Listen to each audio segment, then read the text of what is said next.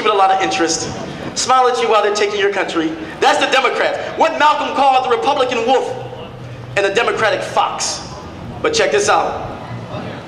They asked Malcolm about the election taking place then. We're in an election year. I think you noticed. Obama mania.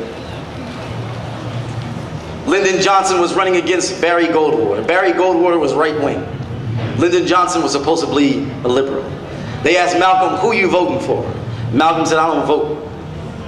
But Lyndon Johnson is a fox and Barry Goldwater is a wolf. He said, I would much rather deal with a wolf than a fox. He said, because when you're dealing with a wolf, you got your eye on that wolf. Because you know that wolf is going to attack you at any minute. So you got your eye on that wolf. And so you are on it. You focus. He said, but when you deal with a fox, he said, you might lose your focus. Because the fox will start to smiling at you. The fox is slick.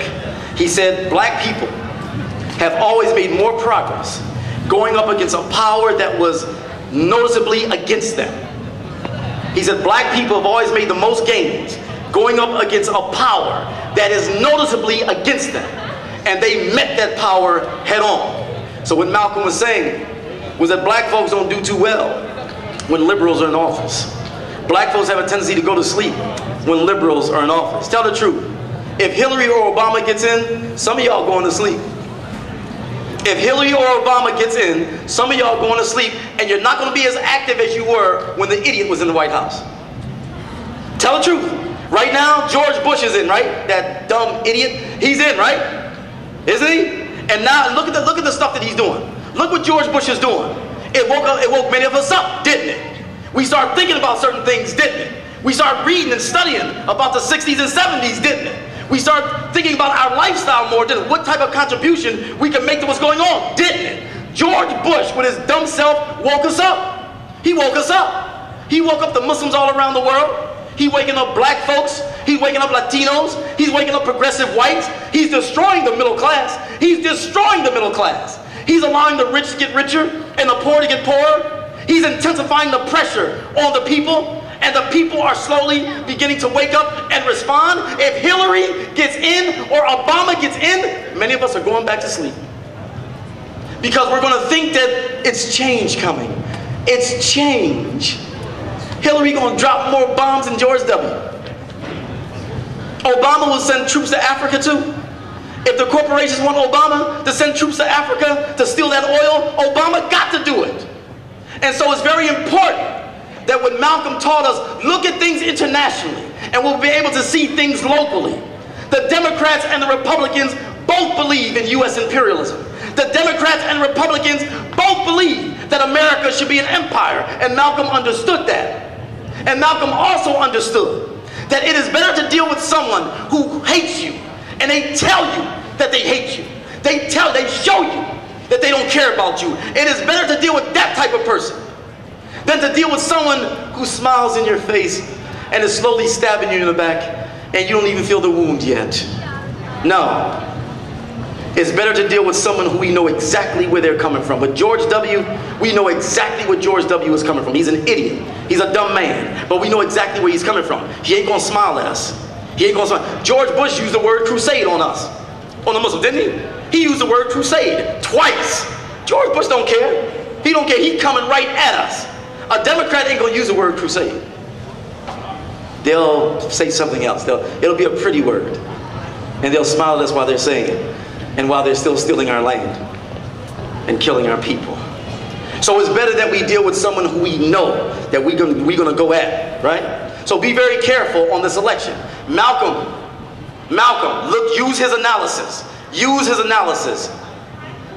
If Barack Obama became president of the United States, it would set black people back about 200 or 300 years. It would set us back.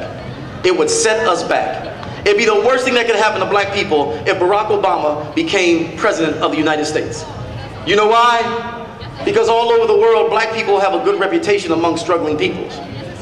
We have an honorable reputation, our culture of resistance in this country. That's largely because of Malcolm. If there's places that we can go in the world, seriously, I'm not just making this up, there's places that we can go in the world that white Americans can't go.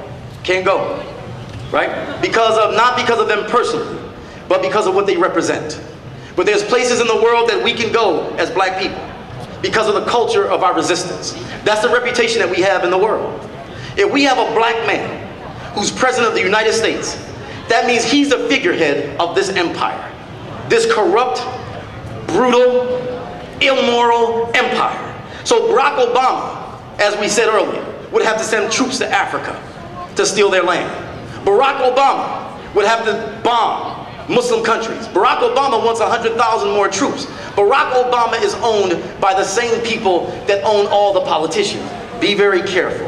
Reason well. Reason well. The type of changes that need to come about in this system will not come about by working in the system. The system is designed to ensure that it stays exactly the way it is. That rich white businessmen will retain control. That's how the system is set up. That's what it's designed to do. Malcolm said, as long as this system stays the same, it cannot produce freedom for the black man in America. It cannot produce freedom as long as this system stays exactly as it is. So if they put a black man there, if they put a woman there, if the system is still the same, it cannot produce any different results. In order to change a system, as Malcolm showed us, you must be outside of that system with people power to exert pressure on the existing system. Our greatest leaders, our strongest leaders have never been politicians. And one of the things that the government is trying to get us to do, especially black folks, is to accept politicians as our leaders. Malcolm was asked to run for office, he declined. Dr. King was asked to run for office, he declined. They understood where the real power was at. Once you join that system, you must abide by the rules and regulations of that system. And the rules and regulations of that system will keep you in check. Listen carefully to what Malcolm was talking about. Brothers and sisters, as I come to a close, I want to also remind you that Malcolm was so strict on us seeing things as they are. Malcolm was a spiritual warrior.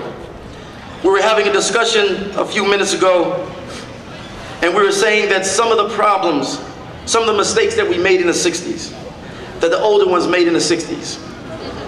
But that's not to take anything away from their struggle, their efforts.